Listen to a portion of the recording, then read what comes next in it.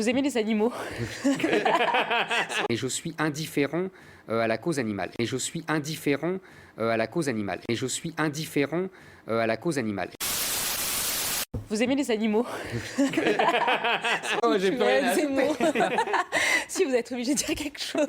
Non mais moi en plus je suis comment vous dire je vais faire hurler mais je suis indifférent à la cause animale.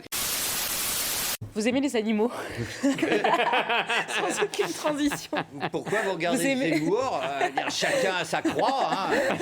Moi, c'est Zemmour. Satisfaction en tout cas de ceux qui aiment les animaux, puisque cette semaine, les députés ont reconnu aux animaux la qualité d'êtres vivants dotés de sensibilité, messieurs, alors que jusqu'à maintenant, le Code civil considérait les animaux comme des meubles. C'est bien ou pas en un Écoutez, mot? moi, je vais vous dire On va pas passer rapidement, 3 heures, mais... J'ai été très troublé par tout ce débat-là, parce que, pour être franc, j'ai jamais été un ami des bêtes, et puis les hommes étaient ma préoccupation première. Et puis j'étais très sensibilisé par un certain nombre de gens, comme Jacques Julliard, des intellectuels, et qui, sur le thème, sur la réflexion, au fond, c'est une façon de se respecter nous-mêmes que de respecter les bestioles. Alors là où j'ai un vrai débat, parfois un combat, c'est avec François-Olivier Gisbert, qui voit Dieu dans n'importe quelle manifestation animale. Donc et je lui dis, et moi quand j'ai un moustique, qu'est-ce que je dois faire? Qui me pique, et si je l'écrase, j'écrase Dieu. Veut dire là, j'ai quand même un problème de fond, si vous voulez, ou les cafards, les fourmis rouges quand je vais pique-niquer, tout ça. Donc là, j'arrêterai, si vous voulez, la considération pour les bestioles à ce niveau-là. On est parti. Là c'est assez drôle là, je dois dire. C'est vrai. Alors, les moustiques, Oh, j'ai plus rien à Zemmour. Si vous êtes obligé de dire quelque chose.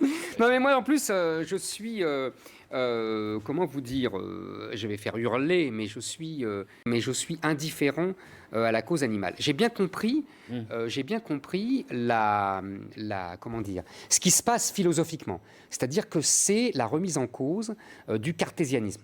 Vous savez, la machine, l'animal-machine de Descartes.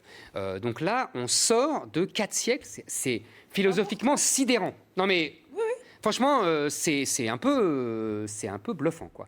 Bon, maintenant, au-delà de ça, ce qui m'effraie, c'est qu'on sort de ça pour aller... Alors j'ai compris, effectivement, tu cites Gisbert, mais on pourrait citer bien d'autres gens, qui pensent qu'il n'y a plus de différence entre les hommes et les animaux.